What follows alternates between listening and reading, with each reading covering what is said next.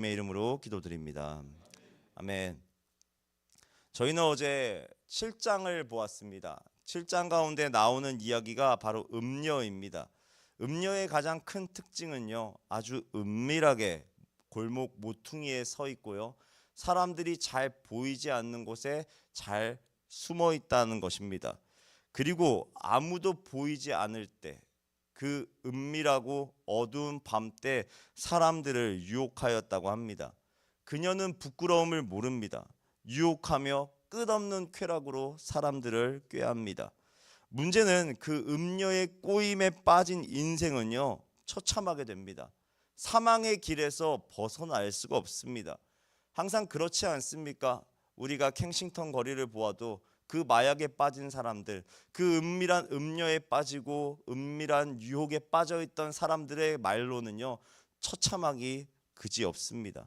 그래서 아버지는요, 그 아들에게 절대로 그 음녀를 따라가지 말고 그 음녀 꾀임에 빠져들지 말라라고 반복하여서 이야기하였습니다. 이것이 어제 7장의 말씀이고요, 오늘 8장은요 그 음녀와 대조되는 지혜에 대해서 이야기를 하고 있습니다. 어떤 청년이요 저에게 이렇게 물어봤어요. 목사님, 참 성경은요 성차별적인 책이래요.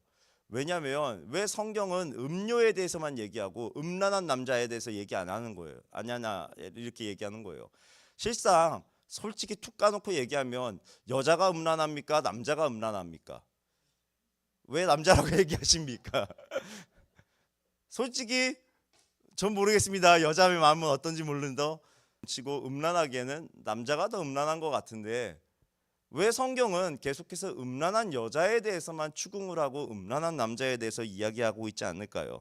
이것은요 히브리 언어를 조금 알아야 합니다. 이 지혜라는 단어는요 호크마라는 단어입니다. 히브리어에는요 남성형이 있고 여성형이 있는데 이 지혜는 여성형 명사입니다. 따라서 지혜는 어떤 단어냐면요, 지혜로운 여인이라는 뜻도 되는 겁니다. 따라서 음녀라는 것은요 여자가 음란하기 때문에 음녀 이러는 것이 아니라 지혜가 지혜로운 여인이기 때문에 그 지혜로운 여인의 반대말이 음녀이기에 음녀를 갖다 쓴 거라는 것입니다. 그래서 성경을 이해할 때는요 이런 문학적인 표현을 이해하는 것도 참 중요한 것 같습니다.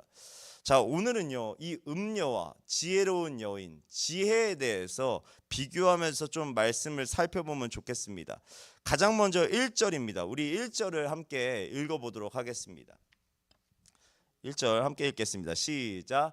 지혜가 부르지 아니하느냐, 명철이 소리를 높이지 아니하느냐. 자, 앞에서 이야기한 것처럼 음녀의 활동은 굉장히 은밀합니다. 하지만 지혜는 다릅니다. 여기서 보니까 지혜로운 여인, 지혜는 계속해서 사람들을 부릅니다. 그리고 소리를 높입니다. 왜 사람들을 부르고 명철이 소리를 높이는 이유가 무엇이겠습니까? 왜냐하면 딱 이유는 한 가지입니다. 사람들이 그 지혜의 음성에 귀를 기울이지 않기 때문에 그렇습니다. 음녀의 목소리는요 굉장히 작을 겁니다. 1대1로 만나서 세심하게 조용하게, 우리 소위 말해서 TV에서 보는 그 섹시한 목소리 있지 않습니까? 그 목소리가 자기야 사랑해 이렇게 얘기하지 않지 않습니까? 아주 은밀하게 유혹하듯이 꼬시듯이 이야기할 것입니다. 죄가 그렇습니다. 얼마나 달콤하고 매혹적인지 예전에 백지영이라는 가수가 노래를 부르지 않았습니까? 내 귀에 캔디, 이런 노래 모르십니까? 역시 우리 안디옥 교회는 거룩하셔서 노래를 안 들으신지 모르겠는데 그런 노래가 있었습니다. 그렇게 은밀한 유혹은요 늘 귀에 달고 듣기 좋습니다. 그 소리가 아무리 작고 그리고 듣기 힘들어도요 그곳에 사람들은 귀를 기울이다란 말이죠. 내 멋대로 살아가라. 네 인생의 주인은 너니까 네가 원하는 대로 살아가. 너 자유할 수 있어. 이런 음성들. 그리고 하루 정도 뭐 어때? 네 마음대로 살아갈 수 있어 라는 그 은밀한 유혹들이요, 이런 것들은요 쉽게 거절되지 못합니다. 하지만 사람들은요 이보다 더 귀한 지혜, 정말 마땅히 들어야 할 곳에 귀를 기울이지 않습니다. 오늘 본문 13절에 보면요, 지혜란 무엇이냐? 여호와를 경외하는 일이에요. 여호와를 경외하는 일, 그것은요 참 힘들고 재미없는 일이에요. 여호와를 경외한다는 것, 이것은요 때때로 삶의 포기도 있어야 되고요, 자신의 인생을 쳐서 하나님 앞에 복종하는 일이기 때문에 참 어려운 일입니다. 그래서 사람들은요 이 지혜에 귀를 기울이지 않아요. 매력적이지 않아요. 그래서 2절 3절에 보면요, 계속해서 지혜가 길가의 높은 곳에서 내거리에 서서 성문 곁에 서서 문 어기와 여러 출입하는 문에서, 사람들이 계속해서 왕래하는 곳에서 계속 드러내면서 지혜를 들으십시오, 여러분들 지혜의 말씀을 들어야지 삽니다 라고 외치고 있지만 아무도 그 음성에 귀 기울이지 않고 있습니다. 참 웃깁니다. 좋은 약이 입에 쓰고 정말 듣기 힘든 훈계가 귀에 아픈 거잖아요. 그런데 사람들은요 더 좋은 곳을 놔두고 그것을 외면하더란 말이죠. 우리가 그렇습니다. 말씀의 홍수 속에서 이 시대만큼 말씀이 넘쳐나는 시대가 없습니다. 제가 그 세미너리에 갔을 때, 신학원에 갔을 때 교수님이 했던 말이 잊혀지지가 않습니다. 당신들이 아마 초대교회 사도들보다 신학을 더 잘할 것이다 라고 얘기하셨어요. 이게 무슨 말이냐면요, 초대교회는요 신학적인 체계가 안 잡혀 있었어요. 그래서 이단들도 참 많았고요. 그런데 지금은요 시대가 지나면서 성경을 연구하기도 하고 그러면서 신학의 발전이 어마어마하거든요. 그럼에도 불구하고, 그리고 이처럼 예배가 많았던 시대가 없대요. 그럼에도 불구하고 사람들은 그 지혜의 말씀을 들으려 하지 않아요. 오히려 다 SNS와 또 유튜브와 여러 가지 미디어를 통하여서 거짓된 뉴스에 귀를 기울이고 잘못된 정보에 마음을 쏟아놓고 있다는 말이시죠. 그래서 우리는요 이 시대 가운데 정말 중요한 것은 무엇이냐면 분별력이에요. 내가 무엇을 들어야 되는가, 무엇을 듣지 말아야 되는가, 무엇을 바라봐야 되는 것인가, 무엇을 보지 말아야 되는 것인가, 이 분별하는 능력이 너무나도 중요해요. 그래서 주님께서 이렇게 얘기하지 않으세요? 귀 있는 자는 좀 들어라. 누구의 말을 들으라고요? 주님의 말씀을 좀 들어라. 주의 말씀이 선포되어지고 있는데 너희들은 무엇을 듣고 있느냐? 주님께서 우리에게 지금 말씀하고 계시는 거예요. 사랑하는 여러분들, 우리의 귀를 열어서 하나님이 오늘 우리에게 주시는 말씀을 받아 들으십시다. 다른 것들에 귀 기울이지 마시고요, 제발 성경을 여시고 하나님의 말씀을 경청해 주세요. 그리고 기도하는 가운데 하나님의 음성을 들으세요.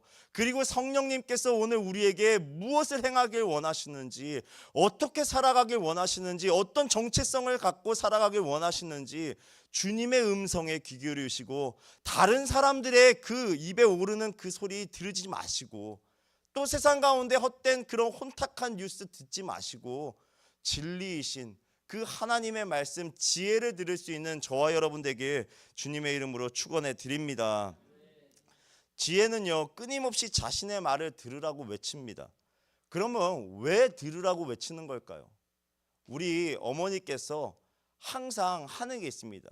제 아이들이 제일 싫어하는 말이 있는데 제가 어머니한테 배웠어요. 한 번만 해봐. 제 아들이 제일 싫어해요. 먹기 싫은 반찬이 있어요. 그러면 경아야, 경훈아, 한 번만 먹어봐. 한 번만 먹어보고 맛이 있는지 없는지 알아야 될 거 아니야. 이거를 항상 얘기해요. 그리고 이번에 저희가 휴가를 갔다 오지 않았습니까? 휴가를 갔다 오면서 하루 이제 놀이동산에 가서 놀고 왔는데, 놀이동산에서 가면은 이제 엄청 무서운 이제 놀이기구들이 있지 않습니까? 그 놀이기구를 이제 타는데 첫째 애가 이제 저와 이제 놀이기구를 탈 나이가 돼서 좀 무서워 보이는데 저도 좀 무섭더라고요. 그래도 한번 타보자 아빠랑. 근데 아들이 싫다는 거예요. 죽어도. 아빠랑 한 번만 타보자. 한 번만 타보고 무서우면 안 타도 돼. 한번 타보자. 끌고 올라갔습니다. 어떻게 됐을까요? 사색이 돼서 아빠 두 번 다시는 안 타. 나한테 강요하지 마. 그러고 내려왔습니다. 얼마나 그것이 듣기 힘든지. 하지만 부모가 가지고 있는 심정은 뭘까요? 아이에게 더 많은 것을 경험해주고 더 많은 것, 더 좋은 것을 주고 싶어하는 부모의 마음이 있기 때문에 아이들을 가끔씩 이렇게 사지로 몰기도 하고 또 때때로는 막 푸시하기도 하고 그러는 거 아니겠습니까? 하나님의 마음이 이와 같은 것 같아요. 10절 11절 함께 읽어볼까요? 10절 11절 10절 11절에 이런 말씀이 있습니다. 너희가 은을 받지 말고 나의 훈계를 받아라. 이 훈계가 은보다 더 귀하대요. 정금보다 지식을 얻으라. 지식이 정금보다 더 좋은 거래요. 또 11절에요. 지혜는 진주보다 낫대요. 여러분들은 어떠세요? 진주, 은, 금이 있대요. 지혜가 있대요. 무엇을 택하시겠어요? 아멘. 권사님.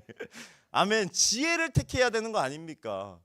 그런데 우리들은 그러지 못해요. 그러니 아비된 심정으로 답답한 거예요. 무엇이 더 중요한지 아냐? 지혜가 제일 중요해. 때때로는요, 대대로 우리 눈앞에 지혜가 중요하지라고 이야기는 하지만요, 그러지 못할 때가 더 많잖아요. 작년에요, 우리 투자의 귀재 오마의 현인이라 불리우는 워런 버핏 그 형님께서 항상 유명한 이야기가 있지 않습니까? 그분과 3시간씩 점심을 같이 먹을 수 있다. 그 지혜자와 대화를 나누는데 사람이 얼마를 쓰신지 아십니까? 그 한 사람이 1900만 달러를 썼대요. 그 워런 버핏과 3시간을 만나서 점심 식사를 하는데 하나로 약 250억이라는 돈을 들여서 그 점심시간을 샀대요. 3시간 이야기하려고요. 이걸 보면서 이 말씀이 떠오르더라고요. 아니, 세상의 사람들도 하나님의 지혜가 아닌데 단지 경제를 잘 이해하고 있다는 그 지혜자에게 가서 250억 1900만 불이라는 돈을 사용해서 그 3시간이라는 시간을 사는데 우리는 과연 무엇하고 있는가라는 생각이 들더라고요. 우리는 당장의 눈앞에 금이 있고 하나님의 말씀이 있으면 우리는 무엇을 따라가나요? 솔직해져 봅시다. 우리는 돈을 따라가는 것이 현실입니다. 비즈니스가 너무나도 바쁘고 힘들면 자연스럽게 포기하는 자리가 어떤 자리입니까? 예배의 자리고 선교의 자리입니다. 아니라는 얼굴 하지 마십시오. 다 그렇습니다. 우리가 조금 바빠지면요, 하나님의 말씀을 가장 먼저 내려놓더란 말이죠. 이것이 우리의 모습입니다. 그래서 우리는요, 회개해야 돼요. 교회가 하나님의 말씀을 가치를 너무나도 우습게 여기고 있어요. 물론 성경이요, 돈 버는 일도 중요하다라고 얘기해요. 앞으로 우리가 살펴보겠지만 잠언 10장에 나가면요, 성실하게 일해서 돈 버는 일이요 굉장히 중요하다, 아주 선한 일이다 라고 이야기합니다. 칭찬받아 마땅한 일이라고 얘기해요.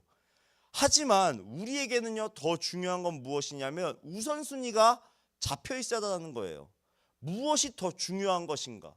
돈 버는 일 중요하죠. 먹고 사는 일 너무나도 중요하죠. 하지만 우리 때때로 돈이 있을 때도 있고 건강이 있을 때도 있고 없어질 때도 있지 않습니까? 돈은 있다가도 없다, 없다가도 있다, 그러는 거 아니겠습니까? 하지만 지혜는 늘 항상 있어야 되는 겁니다. 지혜는 있다가도 없으면 망하는 겁니다. 그건 바로 죄악된 길로 나아가는 거예요. 따라서 우리에게 정말 필요한 건 무엇이냐? 항상 간직해야 되는 것은 지혜이고 말씀인 줄 믿습니다. 그래서 우리는요, 말씀을 날마다 간구해야 돼요. 찾아야 돼요. 17절의 말씀처럼 우리 17절 함께 읽어볼까요? 시작.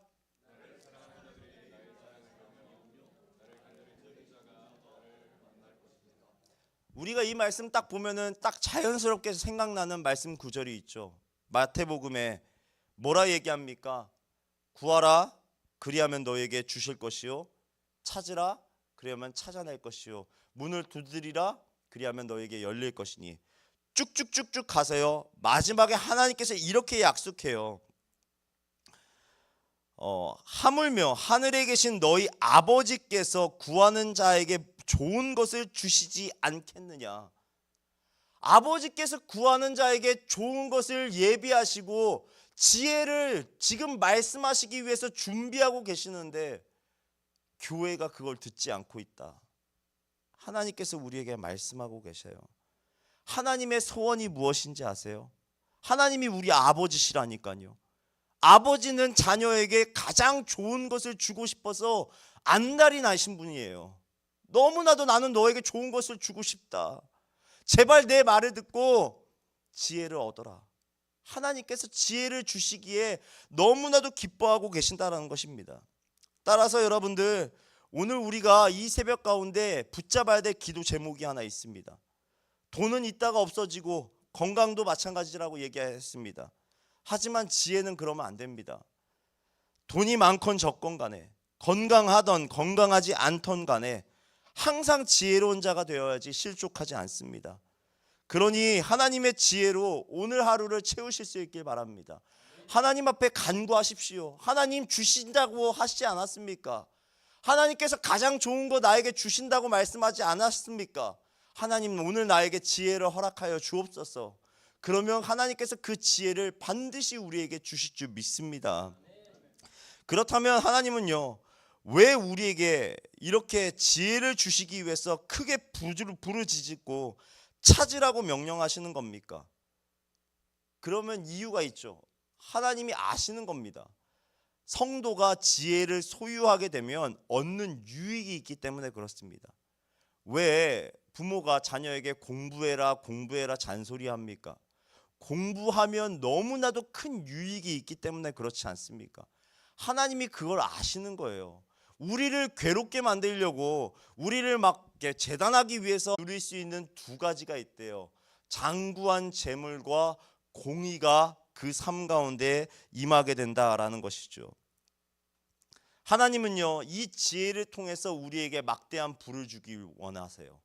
그리고 공의로운 삶을 살아낼 수 있도록 하나님께서 예비하신 선물이 있다라는 것입니다. 자, 그러면 우리가 생각해 볼 수 있죠. 어떻게 무서워하셔서 그런지 부자 되고 싶으신 분들이 그렇게 많지 않으세요. 그런데 참 이상합니다. 지혜롭게 살면 다 부자가 되던가요? 제가 보았던 지혜로운 자들은 다 부자가 되지 못했습니다. 심지어 선교사님들로 나가시는 분들, 그렇게 딱히 부하게 사시는 분들 많이 보지 못했습니다. 그런데 그 사람들이 어떻게 부자가 됩니까? 하지만 성경을 잘 곰곰이 읽다 보면요, 지혜 있는 자는 진짜 부자가 됩니다. 진짜 부자는 누구일까요? 돈을 쓰고도 남는 사람이 부자입니다. 진짜 지혜가 있는 사람들은 사치를 할까요? 안 할까요? 안 합니다. 자기가 번 만큼 쓰고, 그리고 모자라면 모자란 대로 씁니다. 그는 항상 남겨서 다른 이들을 돕고 하나님 나라를 위해서 쓰는 사람들이에요. 그 사람들은 부자일까요? 부자가 아닐까요? 진짜 부자입니다. 그걸 깨달은 사람이 누구냐? 사도 바울이에요. 사도 바울이 빌립보서 4장 11절 13절에 우리 함께 읽어볼까요? 우리 너무나도 유명한 말씀이요. 시작. 내가 궁핍함으로 말하는 것이 아니니라. 어떠한 형편에든지 나는 자족하기를 배웠으니. 다음이요. 나는 비천에 처할 줄도 알고 풍부에 처할 줄도 알아. 모든 일 곧 배부름과 배고픔과 풍부의 궁핍에도 처할 줄 아는 일체의 비결을 배웠노라. 내게 능력 주시는 자 안에서 내가 모든 것을 할 수 있느니라. 아멘입니다. 아니, 내가 얼마를 벌든지, 한 달에 1000불을 벌든지, 10,000불을 벌든지, 100,000불을 벌든지, 내게 모든 것을 주시는, 능력 주시는 자 안에서 내가 모든 것을 할 수 있다라고 고백하는 자가 이 세상에 진짜 부자가 아닐까요? 한 달에 100,000불을 벌어도 나 돈 없어요, 나 못해요, 나 안 돼요. 그 사람은 진짜 부자가 아니에요. 돈은 쓰는 자가, 잘 쓰는 자가 진짜 부자인 줄 믿습니다. 진짜 지혜를 받는 사람은요, 진짜 부자로 살아가요. 그리고 진짜 지혜를 얻은 사람은요, 공의로운 삶을 살게 돼요. 그 사람은 하나님을 경외하고요, 악을 미워하고 그 악에서 떠나는 삶을 살기 때문에 지혜가 우리의 삶을 정말 풍성하게 만들고요, 풍부하게 만드는 줄 믿습니다. 그러니 이 지혜 우리가 받아야 될까요? 받지 말아야 될까요? 받아야 돼요. 너무 중요해요. 그러니 우리가 해야 되는 것은 딱 한 가지예요. 하나님 앞에 간구하는 거예요. 하나님, 나에게 오늘 지혜를 주세요. 지혜로운 자대로 살아가게 해주세요. 이걸 간구해야 돼요.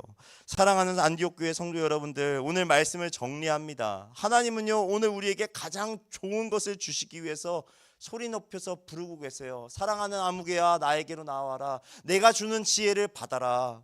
그리고 기도하는 가운데, 말씀을 먹는 가운데 그 음성을 들으실 수 있기 바랍니다. 세상 물질에 쫓겨 살지 말고 하나님이 진짜 보물, 하나님께 진짜 보물인 지혜를 달라 간구하며 그분이 주시는 지혜로 오늘의 삶을 살아내 보십시오. 그리고 하나님을 경외하며 악을 멀리하며 살아보십시오. 그럴 때에 우리의 삶은 진정으로 풍성한 삶, 그리고 하나님이 원하시는 삶으로 아름답게 열매 맺혀질 것입니다. 이것이 오늘 하나님께서 오늘 우리에게 주시는 약속인 줄 믿습니다.